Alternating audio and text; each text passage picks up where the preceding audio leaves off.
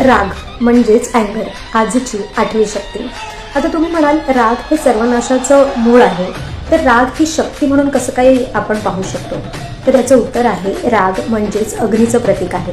ही अग्नी जर अनप्रोडक्टिव्ह असेल तर ती डेफिनेटली सर्वनाश करते, पण ही अग्नी जर प्रोडक्टिव्ह असेल तर ती आपल्या पोटाची भूक शमवते. तसंच रागाचं सुद्धा आहे. चुकीच्या पद्धतीने, चुकीच्या माणसांवर, चुकीच्या वेळी, चुकीच्या कारणांसाठी जर राग काढला गेला तर तो नक्कीच सगळ्यांचा नाश करतो. पण हाच राग योग्य कारणांसाठी, योग्य माणसांसाठी आणि योग्य वेळी काढला गेला तर तो नक्कीच सगळ्यांचं भलं करतो. आणि राग हा योग्य त्या कारणासाठी आलाच पाहिजे. शांत बसलो तर लोक आपलं पायदान बनवतात.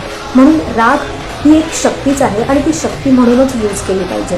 कारण प्रभू श्री रामांना सुद्धा राग आलेला म्हणून रावणाचा वध झाला. श्रीकृष्णांना सुद्धा राग आलेला म्हणून कंसाचा वध झाला, म्हणून महाभारत लिहिलं गेलं.